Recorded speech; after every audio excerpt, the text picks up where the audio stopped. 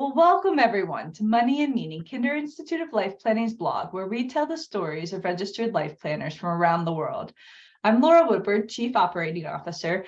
I'm thrilled today to be joined by Joanna Little, Chief Executive Officer and Chartered Financial Planner for Emery Little, based in Hemel Hempstead, England. Welcome, Jo. Hello.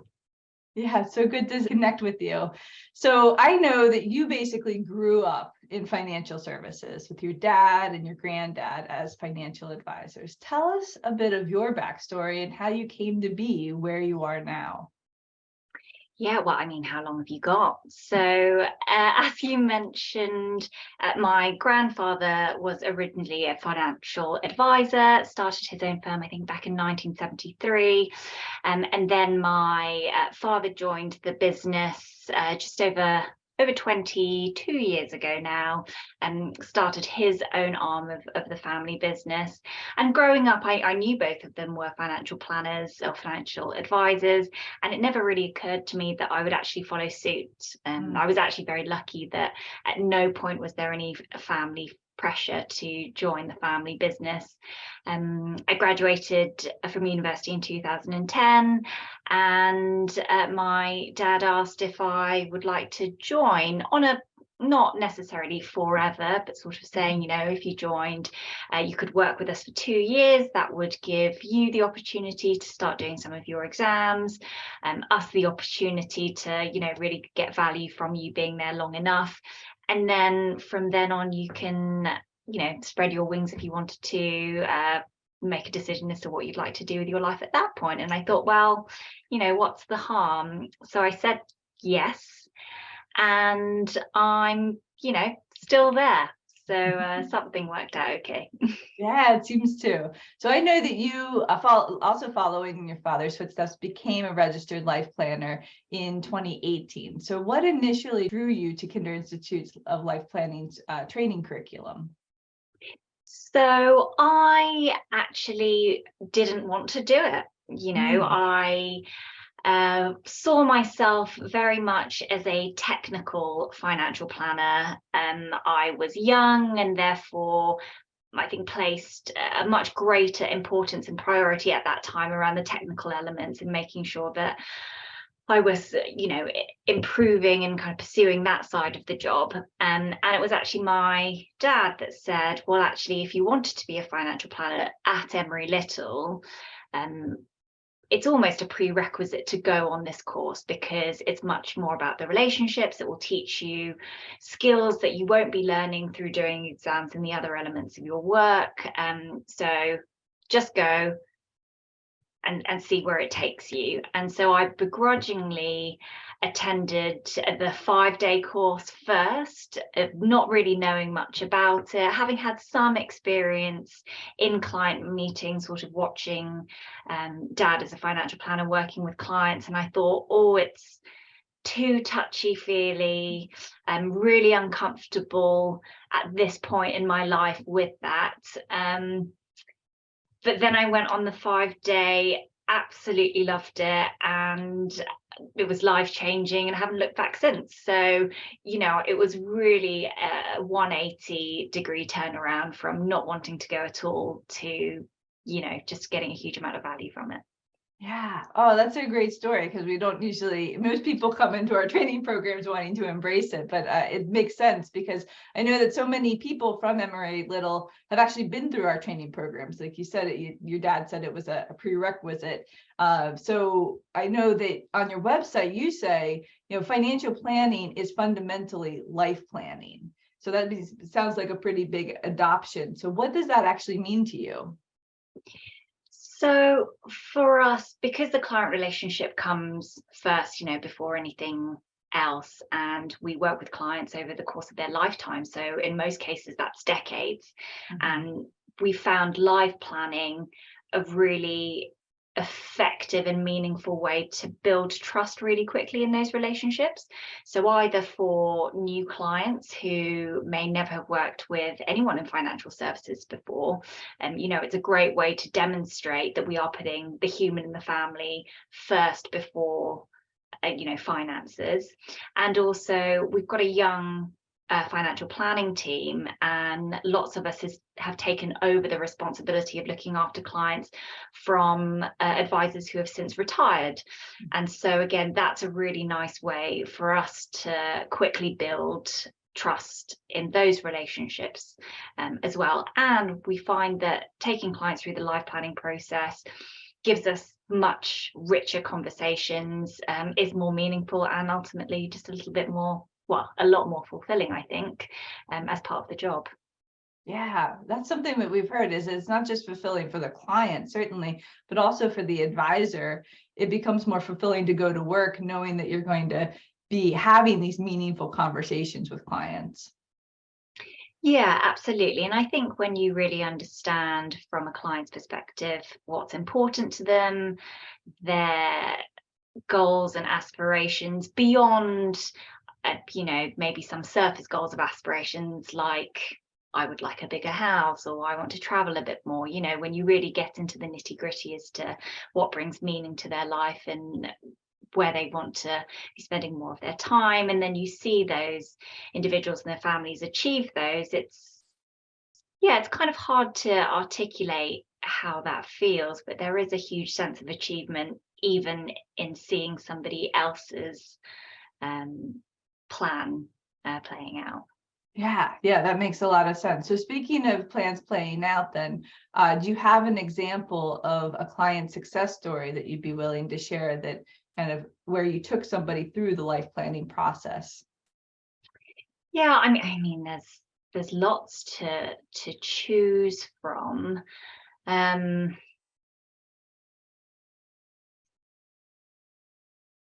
think more recently, where it's had, a few cases where it's had a really big impact, the life planning, the journey, is maybe for younger clients. And by younger, I mean clients sort of in their 40s, where actually the majority of our clients, as I'm sure is the case for many financial planning firms, tend to be at the retirement age. So being able to do this exercise with a younger set of clients was interesting. And I think at first I thought, I'm not sure how much value that they're going to get through this process. But it's one of those things, you just trusted the process and asked the questions, took them through the evoke process step by step, and it still, I think, really surprises me to this day how emotional people get, because there's a sense of clarity when they realize for themselves that maybe some of the direction that they're taking in life is not totally aligned with what is actually really important to them, or they get a sense of, oh, this has been important to me, but I haven't necessarily shared or communicated that in a really meaningful way with my partner. And so having a shared sense of what's important to each other for this couple was probably the most powerful thing. And yes, there were some tweaks in terms of direction of travel and what to do next. But I think just having that forum to share and think, importantly as individuals first, to then bring it to the family remit was a different experience for them that they hadn't expected to get from a financial planner. And I think that element of surprise as well, when clients work with you for the first time and it's not all about the financial element, even though that is obviously super important, and that comes after. So yeah, not specific details in terms of how that process looked like, but certainly the feedback that was given as to what they really took from that. Yeah, well, that clarity, so much like in midlife, is so important, because that's the point where you can pivot. Whereas if you're doing it after retirement, and it certainly works then, but to do it earlier in life, we found that that clarity that clients can achieve, they still have much more runway to be able to make those shifts that they need to live a fulfilling life. So that's a great example. I appreciate you sharing that. Yeah, and I think it can be quite scary making some big changes in life earlier on, or earlier on as in not in retirement, because a lot of people think, oh, I'm gonna work until I'm 50, 55, 60, then I'll have the financial independence, then I'll have lots of time to do what I want. And for a lot of people, that's a long time to wait. And I totally appreciate that making some life changes in your 40s can be very scary, because you've led a life to a certain point that has meant you've built great foundations, and to take a risk can be a big ask. Yeah, no, that makes a lot of sense. So one of the things that's important to us is that as a training company is that we want our life planners to be living their life plans. So as part of our evoke process, we take our life plan financial planners that are becoming registered life planners through the life planning process. So I'm curious, what was that like for you, and what came out of being life planned for you? Yeah, so I think, having done lots of kind of similar courses, and don't like the term soft skills, but the lots of training programs around softer skills, I think the difference I found between the Kinder approach and any other that I've experienced is having the opportunity to go through that experience as a client. Yeah. Because that's the thing, certainly for me, that allowed me to believe in the power of it. So I think without having been life planned, I'm not sure I would have adopted it as much or been as engaged without having felt it. Because so much of it is difficult to really articulate, and the experience will be different from individual to individual, although I think it has the power to be, as impactful. And for so many of what we do, when it's intangible, sometimes you just have to feel it. And I think going through that life planning process, it's kind of an accelerated way of getting buy-in, I think. Absolutely. Yeah. So I'm curious, is there anything that came up for you personally that you've been able to achieve as part of your own life planning journey? Yes. So I think, it was a while ago now, but the two things that really gave me a huge amount of clarity on is around my personal relationship, and actually how important it was for me to get married. And I never really articulated that in any serious way with my partner at that time. So having that clarity, I think, was fair for me and fair for him. I know it seems crazy to say it now, but people can't read my mind, and so there was a responsibility on me to be really clear as to what's important to me. So that was one thing. And then the other really impactful element was my career.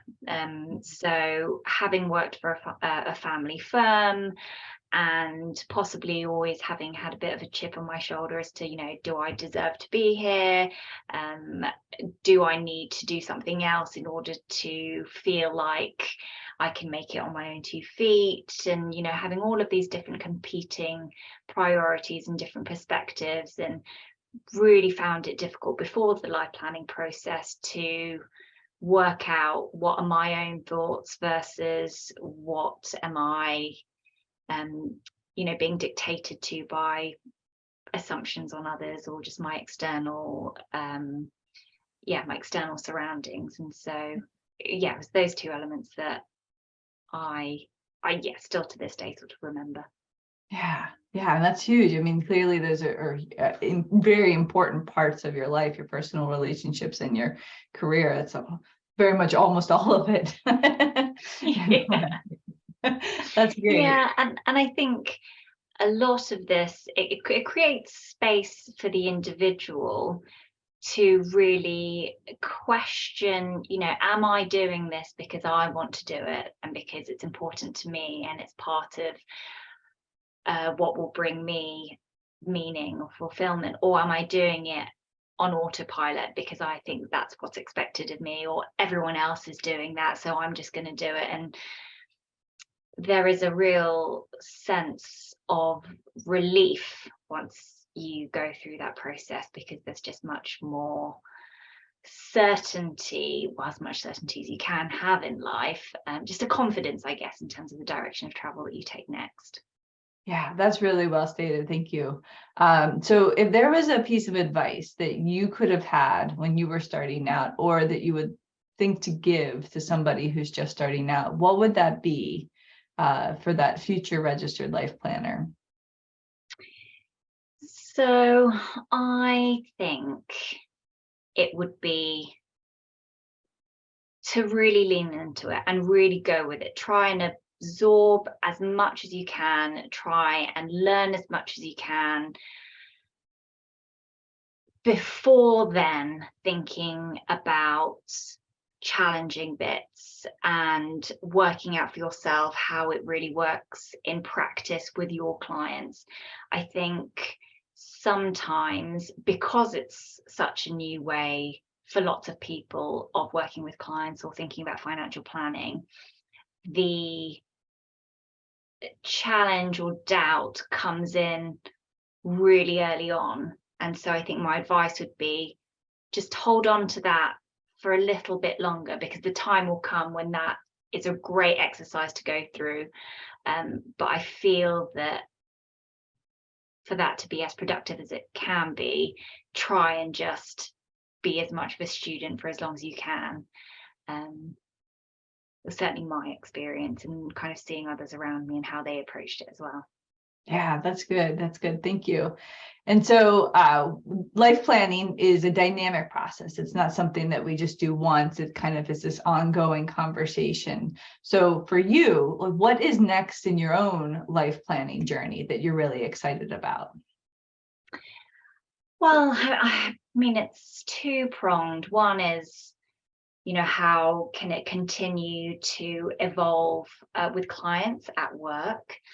And I think for us, and I'm not sure if this will resonate with other people, but we tried originally to articulate what life planning is to clients. And it actually didn't really work that well, because when you talk about life planning, certainly for people who haven't come across it before, there's a sense of, oh, I don't need that. So we really took a step back and said, well, no, these are just tools that we now have as planners that we've seen work really effectively. And so we're not going to make a big thing about life planning, but we are going to automatically have it at our disposal to use to enrich these client conversations. So that's one way that life planning has evolved at work. And I think what I'm really looking forward to seeing is what's the next evolution of that. How can we lean into that more? How can we reach more people through the life planning process? Again, not necessarily making a big thing about it being life planning, just more, how do we build better relationships using the tools that we have gathered through life planning? And personally, so even though I have been through the life planning exercise and I'm a huge advocate for it, I haven't fully benefited from it in the way that I would want to, because I have yet to recruit my husband to go through that life planning process with me. So I'm very conscious that that's where we're going to get the most amount of value from it. So I'm still, on that road, trying to get him to a point, without forcing him, obviously, because I want him to come willingly, to go through that process, and then for us to be able to do that together, I think would be great. Yeah, well, that makes a lot of sense. I know I've done that with my partner, and it is, like you said, like we take all our clients, if they're a couple, through the process together. It does make sense for you and your partner to go through the process together, because you're getting all of the rewards that you're seeing your clients get out of it, where they're really listening, almost sometimes it seems like for the first time, to what these deeply held values are for the person. So I really hope that for you. I'm rooting for you there. Thank you. Yeah. So anything else that you would like to share with our audience? Oh, is there anything else? Yeah, I mean, if anyone is, on the fence about this sort of thing, I appreciate it's a commitment of time, and knowing how reticent I was at the outset, I would really encourage people just to give it a go and make your mind up, having gone through the process and having experienced it yourself, rather than trying to gauge through other people's experience as to whether or not it's for you. Yeah, nice. Well, thank you so much, Joanna. This was such a pleasure. I appreciate your time and look forward to sharing your experience with our life planning community. You're very welcome. Thanks for having me.